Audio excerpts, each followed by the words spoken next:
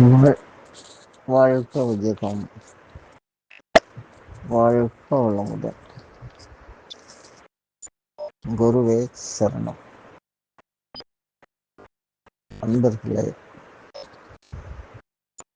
நாம் நமது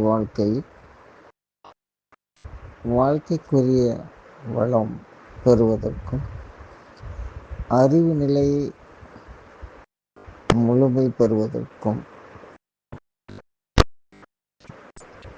இறைசக்தி மீது முழு நம்பிக்கை வைத்தல் அவசியமாகும். அது எவ்வாறு எனில், அவரவர்க்கு இயல்பாக அமைந்துள்ள கடமைகள் அவைகளே மனம் ஒன்றி மனம் விரும்பி நேர்த்தியாக செய்தல்.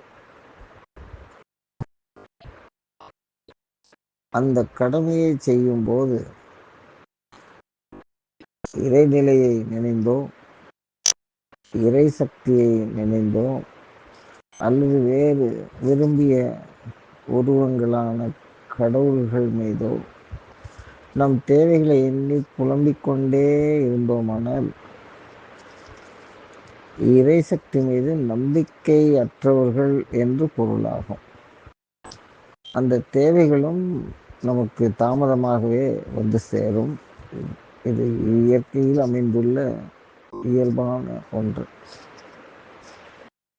அப்போ இறை நம்பிக்கை எவ்வாறு இருக்க வேண்டும் என்று நாம் சிந்திக்க வேண்டும். நாம் அனைவரும் பள்ளி செல்ல ஆரம்பித்ததிலிருந்து இப்போது தொழில் சார்ந்து, அலுவல் சார்ந்து வீட்டிலிருந்து வெளியே வருகிறோம். ஆரம்பத்தில் பள்ளி செல்லும் போதும், அடுத்து கல்லூரி செல்லும் போதும், வேலைக்கு செல்லும் போதும், வணிகத்திற்கு செல்லும் போதும் காலையில் உணவருந்திவிட்டு அல்லது உணவுக்கு முன் நாம் விரும்பிய கடவுள், தெய்வம், இறைநிலை ஏதோ ஒன்றிடம் நம் தேவைகளை நினைந்து இது எனக்கு நிகழ வேண்டும் என்று பதிவு செய்கிறோம்.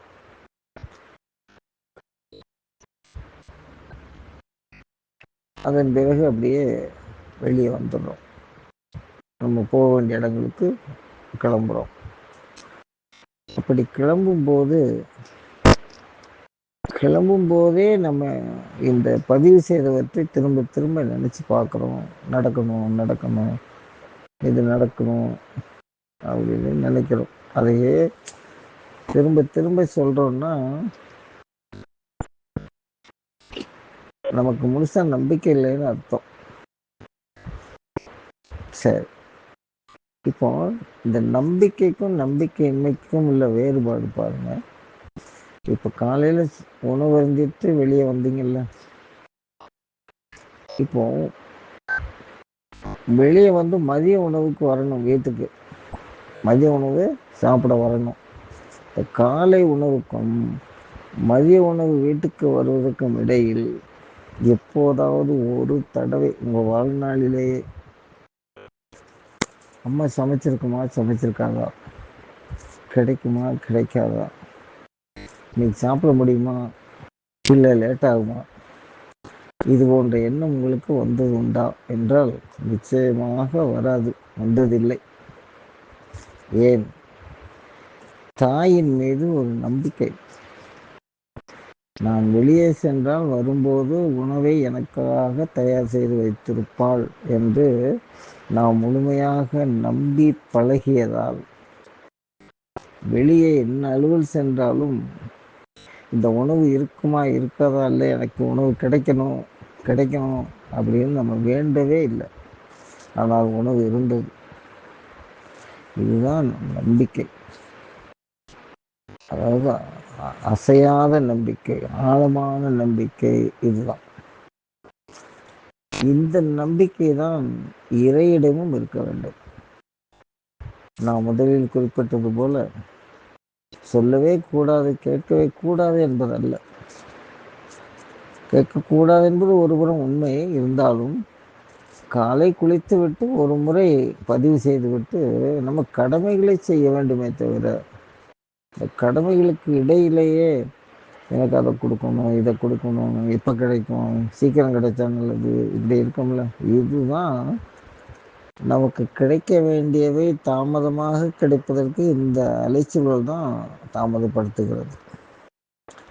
இதை நாம் புரிந்து கொண்டு, எப்படி தாயிடம் முழு நம்பிக்கை வைத்து உணவை பற்றிய எதிர்பார்ப்பு சிந்தனையே இல்லாமல் கடமையை சரியாக செய்துவிட்டு உணவுக்கு வரும்போது உணவு தயாராக இருப்பதும் அதை அருந்தி மகிழ்வதுமாக இருக்கிறோமோ, இதே போல மற்ற வாழ்க்கை தேவைகளையும் தன் தாய்க்கும் மேலான கருணையோடு உள்ள பேரறிவாம் பேராற்றல் நமக்கு அவ்வப்போது எல்லாவற்றையும் தயார் செய்து கொடுத்து கொண்டே இருக்கிறது என்பதை மறவாமல், அடிக்கடி புலம்பாமல் இருந்து கடமையிலேயே கவனம் செலுத்தி வருவோமானால் நிச்சயமாக நாம்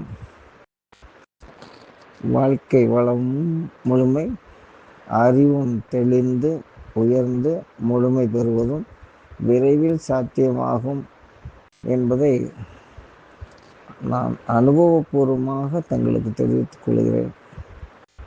வாழ்க வளமுடன். முயற்சித்து பார்க்கவும். இதை அலட்சியம் செய்துவிட வேண்டாம். வாழ்க வளமுடன்.